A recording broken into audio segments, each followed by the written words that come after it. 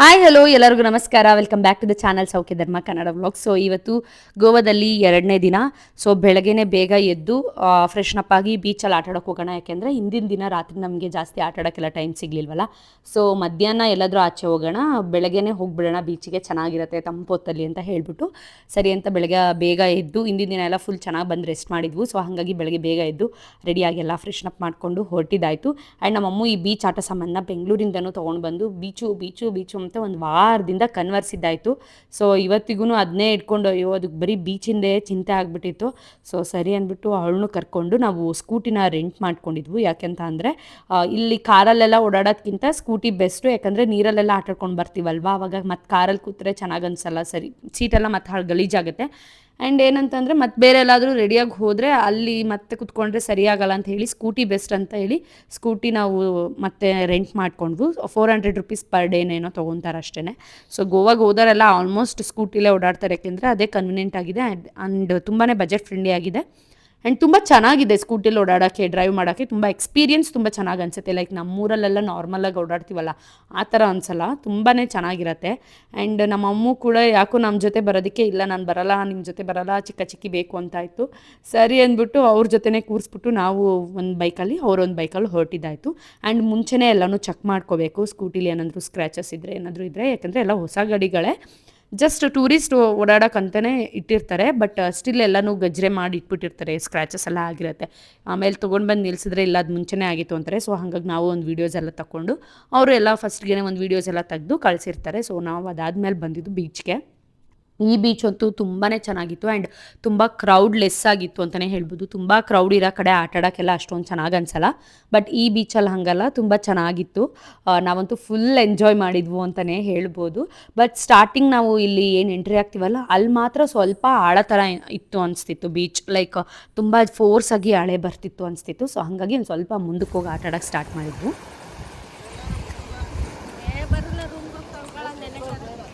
ಮಣಗಾಲ ಮತ್ತೆ ಸೃಷ್ಟಿ ಹಾಕೊಳಕ್ಕೆ ಬಂತು. ಅಯ್ಯೋ ಅಮ್ಮಗ್ ಬಟ್ಟೆ ತೆಗಿಯೋಣ ಅನ್ಕೊಂಡ್ವು.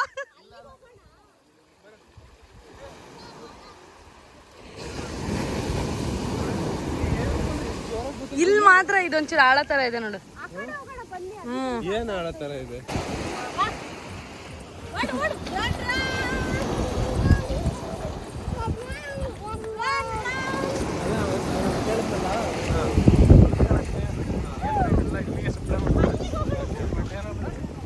ದುಡ್ಡು ಇಲ್ಲಿ ಬೇಡ ಅಲ್ಲಿ ಬೇಡ ಅಂತ ಒಂದು ಸ್ವಲ್ಪ ಡಿಸ್ಕಷನ್ ಆದಮೇಲೆ ಸರಿ ಅಂತ ಹೇಳಿಬಿಟ್ಟು ಮುಂದಕ್ಕೆ ಹೋದ್ವು. ಮುಂದಕ್ಕೆ ಬಂದಮೇಲೆ ತುಂಬ ಚೆನ್ನಾಗಿತ್ತು. ಎಷ್ಟು ಮುಂದಕ್ಕೆ ಹೋದ್ರೂ ಆಳನೇ ಅನ್ನಿಸ್ತಾ ಇಲ್ಲ, ಅಷ್ಟೇ ನೀರು ಬರ್ತಿದ್ದಿದ್ದು. ಬಟ್ ಸ್ಟಿಲ್ ಭಯ ಆಗ್ತಾಯಿತ್ತು, ಯಾಕೆಂದರೆ ಫೋರ್ಸಾಗಿ ಅಲೆ ಬರೋದಲ್ಲ, ಅವಾಗ ಎತ್ತಾಕ್ತಂಗೆ ಆಗೋದು, ಕೆಳಗೆ ಹಿಂಗೆ ಕುತ್ಕೊಳ್ಳೋಂಗೆ ಆಗೋದು, ಆ ಥರಕ್ಕೆಲ್ಲ. ಬಟ್ ಚೆನ್ನಾಗಿತ್ತು. ಚಿಗೆ ಇನ್ನೇನು ಹೊಟ್ಟೆ ಬೇರೆ ಸಿಕ್ಕಾಪಟ್ಟೆ ಹಸ್ತೋಗ್ತಿತ್ತು. ಸರಿ ಅಂದ್ಬಿಟ್ಟು ಬರ್ತಾ ಅಂದಿವೆ ಒಂದು ಎಳ್ನೀರು ಕುಟ್ಕೊಂಡು ಅಲ್ಲೇ ಒಂದು ಹೋಟೆಲಲ್ಲಿ ಫುಡ್ ತೊಗೊಂಡ್ವು ನಾವು. ಈರುಳ್ಳಿ ದೋಸೆ ಮತ್ತು ದೋಸೆ ಎಲ್ಲ ಅದ್ರದ್ದೆಲ್ಲ ವೀಡಿಯೋಸ್ ನನಗೆ ಕ್ಯಾಪ್ಚರ್ ಮಾಡ್ಕೊಂಡಿದ್ದೀನಿ. ಒಬ್ಬೊಬ್ರು ಒಂದೊಂದು ಫೋನಲ್ಲಿದೆ. ಸೊ ನನಗೆ ವೀಡಿಯೋಸ್ ಸಿಗ್ತಾ ಇಲ್ಲ. ಸೊ ಹಾಗಾಗಿ ಎಷ್ಟಿದೆಯೋ ಅದಷ್ಟನ್ನೇ ವೀಡಿಯೋನ ಎಡಿಟ್ ಮಾಡಿ ಅಪ್ಲೋಡ್ ಮಾಡೋಕ್ಕೆ ನಾನು ಕೂಡ ಟ್ರೈ ಮಾಡ್ತಿದ್ದೀನಿ. ಯಾಕೆ ಅಂತ ಅಂದರೆ ವೀಡಿಯೋಸ್ ನಂದರಲ್ಲಿ ಇದಿರಲಿಲ್ಲ, ಸ್ಟೋರೇಜ್ ಇರಲಿಲ್ಲ, ಜಾಸ್ತಿ ಇರಲಿಲ್ಲ. ಸೊ ಹಾಗಾಗಿ ನನ್ನ ಹಸ್ಬೆಂಡ್ರದೊಂದು ಸ್ವಲ್ಪ ವೀಡಿಯೋಸೆಲ್ಲ ಕ್ಯಾಪ್ಚರ್ ಮಾಡ್ಕೊಂಡಿದ್ದೆ. ಹಂಗಾಗಿ ಅವ್ರ ಹತ್ರ ಇವಾಗ ಕಳಿಸ್ಕೊಂಡು ಎಡಿಟ್ ಮಾಡ್ಕೊಳ್ಳೋಷ್ಟೊತ್ತಿಗೆ ಸಾಕಾಗುತ್ತೆ. ನಾನು ಎಡಿಟ್ ಮಾಡೋಕ್ಕೆ ಕೂತ್ಕೊಳ್ಳೋದು ಮಧ್ಯಾಹ್ನದ ಮೇಲೆ. ಆವಾಗ ವೀಡಿಯೋ ಕ್ಲಿಪ್ಪಿಂಗ್ಸ್ ಬೇಕು ಅಂದರೆ ಅದು ಕರೆಕ್ಟಾಗಿ ಸಿಗಲ್ಲ ಅಂತ ಹೇಳಿಬಿಟ್ಟು ಇರೋದು ಏನಿದೆಯಲ್ಲ ಅದಕ್ಕೆ ಅಟ್ಲೀಸ್ಟ್ ಇವತ್ತು ವೀಡಿಯೋ ಅಪ್ಲೋಡ್ ಮಾಡಲೇಬೇಕು ಅಂತೇಳಿ ವೀಡಿಯೋನ ಎಡಿಟ್ ಮಾಡ್ತಾಯಿದ್ದೀನಿ. ಆ್ಯಂಡ್ ನಮ್ಮ ಅಮ್ಮ ಏನಂದರೆ ಒಂದು ಸ್ವಲ್ಪ ದೂರ ನಮ್ಮ ಜೊತೆ ಬಂತು. ಅವ್ರನ್ನ ಹೆಂಗೋ ಮಾಡಿ ಕಳಿಸ್ಬಿಟ್ವು. ಬೆಳಗ್ಗೆನೂ ನೀವೇ ಇಟ್ಕೊಂಡಿದ್ದೀರಾ, ನಾವು ಕರ್ಕೊಂಡು ಬರ್ತೀವಿ ಹೋಗಿ ಅಂತ ಹೇಳಿಬಿಟ್ಟು ಕಳಿಸಿದ್ವು. ಪೆಟ್ರೋಲ್ ಹಾಕ್ಸ್ಕೊಳ್ಳೋಣ ಅಂತ ಪೆಟ್ರೋಲ್ ಬಂಕಲ್ಲಿ ನಿಲ್ಲಿಸಿದಾಗ ಮತ್ತೆ ನೋಡ್ಬಿಟ್ಟು ಬಡ್ಕೊಳಕ್ಕೆ ಸ್ಟಾರ್ಟ್ ಮಾಡಿದ್ಲು ಚಿಕ್ಕಿ ಅಂತ. ಸರಿ ಆಯ್ತು ಇನ್ನೇನು ಎಷ್ಟು ದೂರ ಅಂದ್ಬಿಟ್ಟು ಕರ್ಕೊಂಡು ಹೊರಟಿದ್ದಾಯ್ತು. ಅವರೇ ಕರ್ಕೊಂಡು ಹೋದರು. ಸರಿ ಬರ್ತೀವಿ ಅಂದ್ಬಿಟ್ಟು. ಸೊ ಅಲ್ಲಿಂದ ನಾವು ಫೋರ್ಟ್ ನೋಡೋಕ್ಕಂತ ಹೋದ್ವು. ಇದು ಫೋರ್ಟ್ ಅಂದರೆ ಮೇಲ್ಗಡೆ ಏನಂತ ಫೋರ್ಟ್ ಅಂದರೆ ಕೋಟೆ ಥರ ಎಲ್ಲ ಏನೂ ಇಲ್ಲ, ಜಸ್ಟ್ ರೌಂಡ್ ಶೇಪಲ್ಲಿ ಒಂದು ಗೋಡೆ ಕಟ್ಟಿದ್ದಾರೆ ಅಷ್ಟೇ. ಅದರಲ್ಲಿ ಮೇಲ್ಗಡೆ ವ್ಯೂ ತುಂಬ ಚೆನ್ನಾಗಿ ಕಾಣಿಸುತ್ತೆ. ಹಿಂಗೆ ರೈಟ್ ಸೈಡಿಗೆ ಬೀಚ್ ಇದೆ, ಲೆಫ್ಟ್ ಸೈಡಿಗೆ ನದಿ ಇದೆ. ಈ ಥರದ್ದೆಲ್ಲ ಬೀಚ್ ವ್ಯೂ ನೋಡೋಕ್ಕೆ ತುಂಬ ಚೆನ್ನಾಗಿ ಅನಿಸುತ್ತೆ ಮೇಲ್ಗಡೆಯಿಂದ ಅಂದ್ಬಿಟ್ಟು ಹೋಗಿದ್ದಾಯಿತು. ಮತ್ತು ಮಧ್ಯಾಹ್ನದ ಮೇಲೆಲ್ಲ ಬೀಚಿಗೆ ಹೋಗೋಕ್ಕಾಗಲ್ಲ, ಫುಲ್ ಮುಖ ಎಲ್ಲ ಟ್ಯಾನ್ ಆಗುತ್ತೆ. ಆ್ಯಂಡ್ ನೀರೂ ಒಂಥರ ಉಪ್ಪು ನೀರಲ್ವ, ಒಂಥರ ಮುಖಕ್ಕೆ ಹೊಡೆದಂಗೆ ಆಗುತ್ತೆ ಅಂತ ನಾವು ಮಧ್ಯಾಹ್ನದ ಬೀಚಿಗೆ ಹೋಗ್ತಿರ್ಲಿಲ್ಲ. ಆ್ಯಂಡ್ ಇಲ್ಲಿ ಬಂದಮೇಲೆ ಫುಲ್ ಬಿಸಿಲಪ್ಪ, ಎಷ್ಟು ಕಪ್ಪಾಗಿದ್ದೀವಿ ಅಂದರೆ ನನಗೆ ನಿಜವಾಗ್ಲೂ ಇನ್ಸ್ಟಾಗ್ರಾಮ್ಗೆಲ್ಲ ರೀಲ್ಸ್ ಮಾಡೋಕ್ಕೆ ಹಿಂಸೆ ಆಗ್ತಾಯಿದೆ, ಅಷ್ಟು ಕಪ್ಪಾಗ್ಬಿಟ್ಟಿದ್ದೀವಿ. ಅದು ಫೇಸ್ ಹೆಂಗಾಗ್ತದೆ ಅಂದರೆ ಟ್ಯಾನ್ ಆಗಿರೋದು ನೀಟಾಗಿ ಗೊತ್ತಾಗ್ತಾ ಇದೆ ಫೇಸಲ್ಲಿ. ವೀಡಿಯೋದಲ್ಲಿ ನಾನು ಯಾವುದೇ ರೀತಿ ಫಿಲ್ಟರ್ಸ್ ಏನೂ ಯೂಸ್ ಮಾಡಲ್ಲ. ಅದು ವಿಡಿಯೋ ಹಾಗೆ ಹಾಕ್ತೀನಲ್ವ, ಅದು ಹಾಗೆ ಕಾಣಿಸ್ತಾ ಇರುತ್ತೆ, ಎದ್ದು ಹೊಡಿತಾ ಇರತ್ತೆ, ನೀನು ಫುಲ್ ಟ್ಯಾನ್ ಆಗಿದೆಯಾ ನೋಡು ಅನ್ನೋ ಥರಕ್ಕೆ ನನಗೆ ಹಂಗೆ ಅನಿಸುತ್ತೆ. ಸೊ ಅಷ್ಟು ಬಿಸಿಲು. ಹಂಗೆ ಆ ಬಿಸಿಲಲ್ಲಿ ಎಷ್ಟು ಸನ್ಸ್ಕ್ರೀನ್ ಹಚ್ಕೊಂಡ್ರು ಏನು ಹಚ್ಕೊಂಡ್ರು ಅದು ಏನು ಮೇಂಟೈನ್ ಮಾಡಿದ್ರು ಸ್ಕಿನ್ನ ಅದು ಕಪ್ ಆಗೋದು ಹಾಗೆ ಆಗ್ತೀವಿ ನಾವು. ಸೊ ಫುಲ್ ಕಪ್ಪಾಗ್ಬಿಟ್ಟಿದ್ದೀನಿ ನಾನು. ಅದೇ ಹೋಗಿ ನೀಟಾಗಿ ಒಂದು ಸತಿ ಡೀಟಾನೆಲ್ಲ ಮಾಡಿಸ್ಕೊಂಡು ಬರಬೇಕು. ಸೊ ಅದಕ್ಕೆ ಒಂದು ಲೋಟ ಫಸ್ಟು ಕಬ್ನಾಲ್ ಕುಡಿದ್ಬಿಡೋಣ, ಬಿಸಿಲು ಜಾಸ್ತಿ ಇದೆ ಅಂತ ಹೇಳಿ ಒಂದು ಫುಲ್ ಕಬ್ನಾಲ್ ಕುಡಿದ್ವು. ಅವ್ನು ನೋಡಿದ್ರೆ ಇರಬರ ಐಸೆಲ್ಲ ಆ ಕಬ್ನಾಲ್ಗೆ ಹಾಕ್ಬಿಟ್ಟಿದ್ದ. ಫ್ರೀಝರಲ್ಲಿ ಇರೋ ನೀರು ಕುಡ್ದಂಗೆ ಆಗ್ತಿತ್ತು. ಸರಿ ಅಂದ್ಬಿಟ್ಟು ಇಲ್ಲಿ ಮೇಲ್ಗಡೆ ಸ್ಟೆಪ್ಸ್ ಒಂದು 100 ಸ್ಟೆಪ್ಸ್ ಏನೋ ಹತ್ತಬೇಕಿತ್ತು ಫೋರ್ಟ್ಗೆ. ಹತ್ಕೊಂಡು ಹೋಗಿದ್ದಾಯಿತು. ನಮ್ಮ ಅಮ್ಮು ಬೇರೆ ಎತ್ಕೊಳ್ಳೋಕ್ಕೂ ಬರ್ತಾಯಿಲ್ಲ, ಇಲ್ಲ ನಾನೇ ನಡಿತೀನಿ ಅಂತೇಳಿ. ನಮಗೆ ಅದು ಬೇರೆ ಭಯ ಒಂದು ಸ್ವಲ್ಪ. ತುಂಬ ಸಣ್ಣ ಮಗು ಅವಳನ್ನ ಅಷ್ಟು ಮೆಟ್ಲೆಲ್ಲ ಹಚ್ಕೊಂಡು ಕರ್ಕೊಂಡು ಹೋಗೋಕೆ ನಮ್ಗೊಂದು ಸ್ವಲ್ಪ ಹಿಂಸೆ ಅನಿಸ್ತಿತ್ತು. ಮತ್ತು ನೈಟೆಲ್ಲ ಅಳ್ತಾಳೆ, ಕಾಲು ನೋವು ಅಂದ್ಬಿಟ್ಟು. ಇಲ್ಲಿ ನೋಡಿ ಅದಕ್ಕೆ ಹಠ ಮಾಡ್ತಾ ಇರೋದು. ಅವ್ರ ಅಪ್ಪ ಎತ್ಕೋತೀನಿ ಅಂತ, ಅವಳು ಬೇಡ ನಾನು ನಡ್ಕೊಂಡು ಬರ್ತೀನಿ ಅಂತ ಹಠ ಮಾಡ್ತಾ ಇರೋದು. ಒಂದು ಸ್ವಲ್ಪ ದೂರ ಎತ್ಕೊಂಡು ಒಂದು ಸ್ವಲ್ಪ ದೂರ ನಡ್ಕೊಂಡು ಕರ್ಕೊಂಡು ಬಂದಿದ್ದಾಯಿತು. ಮೇಲ್ಗಡೆ ಬಂದರೆ ಇದೇ ಥರ ಇರೋದು ಫೋರ್ಟ್. ನೀವೇನು ನೋಡ್ತಾ ಇದ್ದೀರಲ್ಲ, ಈ ಥರ ಚಿಕ್ಕ ಚಿಕ್ಕಕ್ಕೆ ಕೋಟೆ ಥರ ಕಟ್ಟಿಬಿಟ್ಟಿದ್ದಾರೆ ಬ್ರಿಕ್ಸಲ್ಲಿ, ರೆಡ್ ಬ್ರಿಕ್ಸಲ್ಲಿ ಅಷ್ಟೇ. ಅದರಲ್ಲಿ ವೀವ್ಸ್ ಚೆನ್ನಾಗಿದೆ ಅಂತ ಅಷ್ಟೇ ಇಲ್ಲಿಗೆ ಹೋಗಿದ್ದು. ಆ್ಯಂಡ್ ನಾವು ಬರೋಷ್ಟೊತ್ತಿಗೆ ಆಲ್ರೆಡಿ ಇವರು ಹೋಗಿಬಿಟ್ಟಿದ್ರು. ಹೋಗಿ ಫೋಟೋಶೂಟ್ಸ್ ಎಲ್ಲನೂ ಸ್ಟಾರ್ಟ್ ಮಾಡಿದರು. ನಾವು ಹೋಗಿ ಒಂದು 10 ನಿಮಿಷ ಸುಧಾರಿಸ್ಕೊಂಡ್ವಪ್ಪ. ಅಷ್ಟು ಬಿಸಿಲು, ಅಷ್ಟು ಸೆಕೆಯಲ್ಲಿ ಮೇಕಪ್ ಮಾಡ್ಕೊಂಡು ಹೋಗಿದ್ದು, ಸನ್ಸ್ಕ್ರೀನ್ ಹಚ್ಕೊಂಡು ಹೋಗಿದ್ದು ಎಲ್ಲ ಬೆವರಿನ ನೀರಲ್ಲೇ ಹೊರಟೋಗ್ಬಿಟ್ಟಿತ್ತು. ಇಲ್ಲಿ ನನ್ನ ಹಸ್ಬೆಂಡ್ ಮತ್ತು ನನ್ನ ತಂಗಿ ಇಬ್ಬರು ಜಗಳಾಡ್ತಿದ್ದಾರೆ, ಫೋಟೋಸ್ ನೀನು ನೀಟಾಗಿ ತೆಗಿಯಲ್ಲ, ನಂದು ಹಿಂಗೆ ತೆಗಿತೀಯಾ ಹಂಗೆ ತೆಗಿತೀಯಾ ಅಂತ ಹೇಳ್ಬಿಟ್ಟು. ಇವ್ರದ್ದು ಯಾವಾಗಲೂ ಇದೇ ಇರುತ್ತೆ ಟ್ರಿಪ್ಪಲ್ಲಿ ಅಥವಾ ಹೊರಗಡೆ ಬಂದ್ರೂ. ಪಾಪನ ಕರ್ಕೊಂಡು ಹೋದ್ರು. ಈ ತರ ತೆಗಿಯೋದು, ಈ ತರ ಬರಬೇಕು. ಬಟ್ ಕ್ಲಾರಿಟಿ ಬಂದಿಲ್ಲ, ಬಿಸಿಲು ಬೆಳಕಿಲ್ಲ, ಫೈನ್. ಅಟ್ಲೀಸ್ಟ್ ಫೋಟೋ ತೆಗಿಯೋದು ಕಲ್ತ್ಕ. ಇಷ್ಟು ಫೋಟೋ ತೆಗಿಯೋದು, ಫೋಟೋಗಳ ಹೆಂಗೆಂಗೋ ತೆಗಿತಾಳೆ.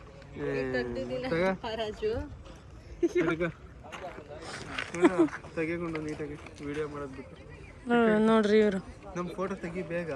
ಇವ್ರಂತೂ ಇವ್ರು ನೋಡ್ಕೊಳ್ರಿ, ಇವ್ರಂತೂ ಬರೀ ಬಂದು ಇವ್ರ ಫೋಟೋಗಳು ತೆಗ್ಸ್ಕೊಂಡು ಇವ್ರದ್ದು ಮಾಡ್ಕೊಂಡು ಹೋದಷ್ಟೇ. ನಮ್ಮ ಫೋಟೋ ತೆಗಿಯೋದು ಅದೆಲ್ಲ ಏನಿಲ್ಲ. ಆ್ಯಂಡ್ ಈ ಟ್ರಿಪ್ಪಲ್ಲಿ ಏನು ಗೊತ್ತಾ, ನಮ್ಮ ಎಲ್ಲರದ್ದು ಫೋಟೋಸ್ ಇದೆ, ಬಟ್ ನನ್ನ ಮಗಳದ್ದು ಒಂದೇ ಒಂದು ಫೋಟೋಸ್ ಇಲ್ಲ ನೋಡಿ. ಅಲ್ಲಿ ಕುತ್ಕೊಂಡು ಆ ಮಣ್ಣು ಆಡ್ತಾ ಇದ್ದಾಳಲ್ಲ, ಹಂಗೆ ಆಡ್ಕೊಂಡು ಬಂದಿದ್ದಾಳೆ ಎಲ್ಲ ಕಡೆ. ಒಂದು ಫೋಟೋಗೆ ನಿಲ್ಲ ಅಂದರೆ ಕಣ್ಣಿಂಗ್ ಮಾಡೋದು, ನಾಲ್ಗೆ ಹೊರಗೆ ಹಾಕೋದು, ಏನೇನೋ ಆ್ಯಕ್ಷನ್ಸ್ಗಳು ಮಾಡಿ ಒಂದೇ ಒಂದು ಫೋಟೋಸು ತೆಗ್ಸ್ಕೊಂಡಿಲ್ಲ. ನಂಗೆ ಸಿಕ್ಕಾಪಟ್ಟೆ ಬೇಜಾರಾಯ್ತು. ಅದೂ ಒಂದು ಸ್ವಲ್ಪ ಬಂದಿದೆ, ಒಂದು ಮೆಮೊರೀಸ್ಗಾದ್ರೂ ಒಂದು ಜೊತೆಲಿ ಫೋಟೋ ತೆಗ್ಸ್ಕೊಳ್ಳೋಣ ಅಂದರೆ ನೋ, ಅಷ್ಟೇ ಅವಳು ಮಾಡ್ತಿದ್ದಿದ್ದು. ಹೆಂಗೋ ಅತ್ಲಾಗ ಆಟ ಆಡ್ಕೊಂಡು ಇರು ಅಂದ್ಬಿಟ್ಟು ಬಿಟ್ಟಿದ್ದಾಯ್ತು. ಏನು ಮಾಡಿದ್ರು ಒಂದು ಫೋಟೋಸ್ ತೆಗ್ಸ್ಕೊಳ್ಳಿಲ್ಲ. ಅದು ಪರವಾಗಿಲ್ಲ, ಮಕ್ಕಳು ಹಾಗೇನೆ ಆಚೆ ಬಂದಾಗ ನಮ್ಮ ಮಾತು ಕೇಳಲ್ಲ. ಸರಿ ಅಂದ್ಬಿಟ್ಟು ವ್ಯೂಸ್ ಎಲ್ಲ ನೋಡಿಕೊಂಡು ಮತ್ತೆ ಬಾಗ ಬೀಚ್ ಕಡೆ ಇವಾಗ ಬಾಗ ಬೀಚ್ಗೆ ಹೋಗ್ತಾ ಇದ್ದೀವಿ. ಸೊ ಅಲ್ಲಿಗೆ ಹೋಗೋ ತನಕ ಅವಳು ಮಲಗಿರ್ಲಿ ಅಂತ ಹೇಳಿ ಮಲಗಿಸ್ಕೊಂಡಿದ್ದೀನಿ ಹಿಂಗೇನೆ. ಸನ್ಸೆಟ್ ವ್ಯೂ ಚೆನ್ನಾಗಿರತ್ತೆ ಅಂತ ಹೇಳ್ಬಿಟ್ಟು. ಸನ್ಸೆಟ್ಟೇ ತಾನೆ? ಹ್ಞೂ ಸನ್ಸೆಟ್ಟೇ. ಹೌದಾ? ನಾನಿಲ್ಲ ನಂಗೈತೆ ಅಲ್ಲಿಗೆ. ಅದಕ್ಕೋಸ್ಕರ ಚೆನ್ನಾಗಿರುತ್ತೆ ಅಂತ ಹೇಳ್ಬಿಟ್ಟು ಅಲ್ಲಿಗೆ ಹೊರಟಿದ್ದೀವಿ. ಆ್ಯಂಡ್ ಸಿಕ್ಕಾಪಟ್ಟೆ ಸುಸ್ತಾದಂಗೆ ಆಗ್ತಾ ಇದೆ. ಕಂಟಿನ್ಯೂಸ್ ಆಗಿ ಜರ್ನಿ, ಆಮೇಲೆ ಇಲ್ಲಿ ಬೆಳಗ್ಗೆಲ್ಲ ಕುಡಿದಿದ್ದೆಲ್ಲ ಫುಲ್ ಸುಸ್ತಾಗ್ಬಿಟ್ಟಿದೆ. But it's okay. ಚೆನ್ನಾಗಿ ಅನಿಸ್ತಾ ಇದೆ ಗೋವಾ. ಈ ಥರ ಸ್ಕೂಟಿಲೆಲ್ಲ ನಾರ್ಮಲ್ ಡೇಸಲ್ಲಿ ನಮ್ಮ ಊರಲ್ಲಿ ಓಡಾಡೋದಕ್ಕೂ ಇಲ್ಲಿ ಓಡಾಡೋದಕ್ಕೂ ಸಿಕ್ಕಾಪಟ್ಟೆ ಡಿಫ್ರೆನ್ಸ್ ಇದೆ. ಸೊ ಸಿಕ್ಕಾಪಟ್ಟೆ ಖುಷಿ ಆಗ್ತದೆ ನನಗಂತೂ.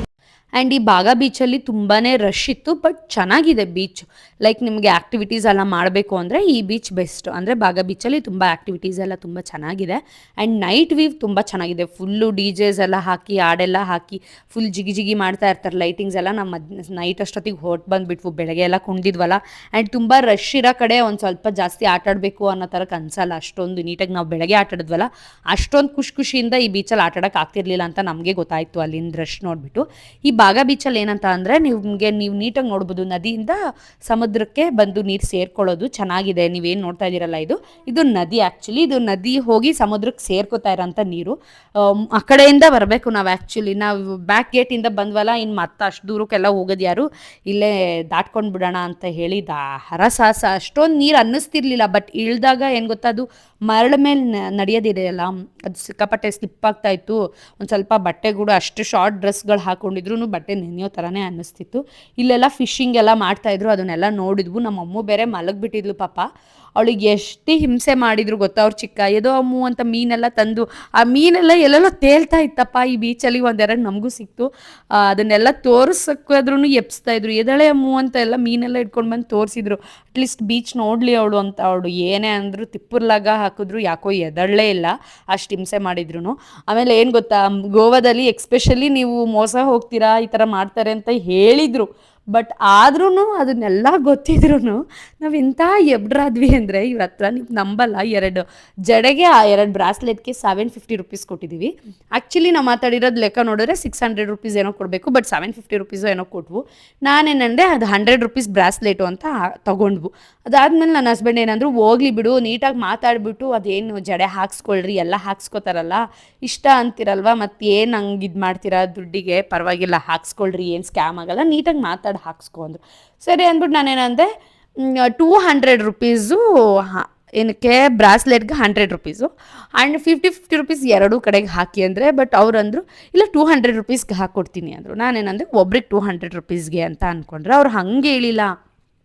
ಲೈಕ್ 200 ರುಪೀಸ್ ಒಂದೊಂದು ಸೈಡ್ಗೆ, ಎರಡೂ ಸೈಡ್ ಇಬ್ಬರಿಂದ 200 400 ರುಪೀಸು. ಇದೆರಡು ಬ್ರಾಸ್ಲೆಟ್ 200 ರುಪೀಸ್ ಅಂದರು. ಅಲ್ಲಿಗೆ 600 ರುಪೀಸ್ ಆಗಬೇಕು. ಆಮೇಲೆ ಏನಂದ್ರು ಇಲ್ಲ 250 ಹೇಳಿದ್ದು ಅಂತ ಹೇಳಿ ಮತ್ತೆ 150 ರುಪೀಸ್ ಏನೋ ಇಸ್ಕೊಂಡು ಹೋದರು. ಬಟ್ ಸ್ಟಿಲ್ ಓಕೆ, ಏನೋ ಖುಷಿಗೆ ಹಾಕ್ಸ್ಕೊಂಡು. ಬಟ್ ಒಂದೇ ದಿನ ಅದೇ ಬೇಜಾರಾಗಿದ್ದು. ಕಾಣ್ತಾನೆ ಇಲ್ಲ ಕಣೆ.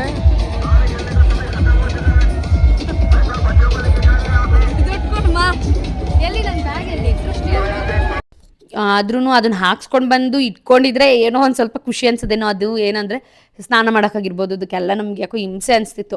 ಹಿಂಗೆ ಎಳ್ದಿದ ತಕ್ಷಣ ಬಂದೇ ಬಿಡ್ತಾ ಹತ್ಲಕ್ ತೆಗ್ದೆಸ್ತು ಬೇಡ ಬಿಡು ಅಂತ. ನನ್ನ ತಂಗಿ ಅಂತೂ ಸಂಜೆ ಹೋಗ್ತಿದ್ದಂಗೆ ಎಸ್ತಿದ್ರು ಕಿತ್ತು. ನಾನಿಲ್ಲ ಒಂದು ದಿನನಾದರೂ ಇರಲಿ ಅಟ್ಲೀಸ್ಟ್ ಅಂತ ಹೇಳ್ಬಿಟ್ಟು ಮಾರನೇ ಬೆಳಗ್ಗೆ ಕಿತ್ತೆಸ್ದೆ. ಆ್ಯಂಡ್ ನೈಟು ಮನೆಗೆ ರೂಮಿಗೆ ಬಂದಮೇಲೆ ಮನೆಗೆ ಅಂತಲೇ ಬರುತ್ತೆ ನೋಡಿ, ಅಲ್ಲೆಲ್ಲ ನೋಡ್ಕೊಂಡು ಬೀಚೆಲ್ಲ ನೋಡ್ಕೊಂಡು ಇನ್ನೇನು ಅಲ್ಲಿ ಆಟಾಡೋದಿಲ್ಲ ಅಂತ ಹೇಳಿಬಿಟ್ಟು ರೂಮ್ಗೆ ಹೋಗೋಣ ಅಂತೇಳಿ ಫ್ರೆಶ್ನಪ್ ಆಗಿಬಿಟ್ಟು ನಾವು ಒಂದು ಪಬ್ಗೆ ಹೋಗೋಣ, ಊಟ ಮಾಡ್ಕೊಂಡು ಬರೋಣ, ಒಂದೊಳ್ಳೆ ಊಟ ಮಾಡ್ಕೊಂಡು ಬರೋಣ ಗೋವಾದಲ್ಲಿ ಅಂತ ಹೇಳ್ಬಿಟ್ಟು. ಗೋವಾ ಅಥೆಂಟಿಕ್ ಫುಡ್ ತಿನ್ನಬೇಕು ಅಂದರೆ ನೀವು ಈ ಥರ ಪಬ್ಗೆಲ್ಲ ಹೋಗಬೇಡಿ. ನಾರ್ಮಲ್ ಮೆಸ್ ಊಟದ ಹೋಟೆಲ್ಗಳೆಲ್ಲ ಇರುತ್ತಲ್ಲ ಆ ಥರದಕ್ಕೆ ಹೋಗಿ ಚೆನ್ನಾಗಿರುತ್ತೆ. ಇದೊಂದು ಸ್ವಲ್ಪ ಲಿಟಲ್ ಬಿಟ್ ಕಾಸ್ಟ್ಲಿ ಇತ್ತು. ಬಟ್ ಟ್ರಿಪ್ಪಿಗೆ ಬಂದಿದ್ದಲ್ವ, ಒನ್ಸ್ ಇನ್ ಎ ವೈಲ್ ಹೋಗೋಣ ಬನ್ನಿ ಅಂತ ಹೇಳಿ ಹೋಗಿದ್ದಾಯಿತು. ಚೆನ್ನಾಗಿತ್ತು, ಒಂಥರ ಟೇಸ್ಟಿ ಆಗಿತ್ತು, ಫುಡ್ಡೆಲ್ಲ ಟೇಸ್ಟಿ ಆಗಿತ್ತು. ಆ್ಯಂಡ್ ಇಲ್ಲಿ ಏನು ಗೊತ್ತಾ, ಚಿಕನ್ ಆಗಿರ್ಬೋದು, ನೀವು ಫಿಶ್ ಆಗಿರ್ಬೋದು, ಎಲ್ಲ ಒಂದೇ ಮಸಾಲ ಇರುತ್ತೆ. ಬಟ್ ಅದಕ್ಕೆ ಚಿಕನ್ ಹಾಕಿರ್ತಾರೆ, ಇದಕ್ಕೆ ಫಿಶ್ ಹಾಕಿರ್ತಾರೆ, ಅಷ್ಟೇ ಡಿಫ್ರೆನ್ಸು. ನಮ್ಮ ಮನೇಲಿ ಹೆಂಗೆ ಅಂದರೆ ನನಗೂ ಮತ್ತು ದೀಪಕ್ ಅವ್ರಿಗೆ ಫಿಶ್ ಅಂದರೆ ಸಿಕ್ಕಾಪಟ್ಟೆ ಇಷ್ಟ. ನಾವು ಫಿಶ್ನ ಎಲ್ಲದನ್ನೂ ಟ್ರೈ ಮಾಡ್ತಾಯಿದ್ವು. ನಾವು ಹೋಗ್ದಾಗಿಂದನೂ ನಮ್ಮ ಮನೆಯವ್ರು ಅದೇ ಹೇಳ್ತಿದ್ರು, ಹೋದಾಗಿಂದ ನೀವಿಬ್ಬರು ಬರೀ ಫಿಶ್ನೇ ತಿಂದಿದ್ದೀರಾ, ಅದೇನು ಎಷ್ಟು ಫಿಶ್ ಬರ ಎಲ್ಲ ತೀರ್ಸ್ಕೊಂಡ್ಬಿಟ್ಟಿದ್ಯಾ ಅನಿಸುತ್ತೆ, ಇಬ್ಬರೂ ಮಾತೆತ್ತಿದ್ರೆ ಫಿಶ್ ಅಂತಿದ್ರಿ ಅಂತ ಹೇಳ್ತಾಯಿದ್ರು. ಹಂಗೆ ನಮಗೆ ಫಿಶ್ ಊಟ, ಇವರಿಗೆ ಬರೀ ಚಿಕನ್ ಊಟ ಬೇಕಿತ್ತು. ಸೊ ಹಂಗೂ ಹಿಂಗೂ ಎಲ್ಲ ಊಟ ಮುಗಿಸ್ಕೊಂಡು ಸೊ ಹೀಗಿತ್ತು ನಮ್ಮ ಡೇಟು. ಸೊ ನಿಮ್ಗೇನಾದರೂ ವಿಡಿಯೋ ಇಷ್ಟ ಆಗಿದ್ರೆ ದಯವಿಟ್ಟು ಲೈಕ್ ಮಾಡಿ, ಶೇರ್ ಮಾಡಿ, ಸಬ್ಸ್ಕ್ರೈಬ್ ಮಾಡ್ಕೊಳ್ಳಿ. Thank you so much.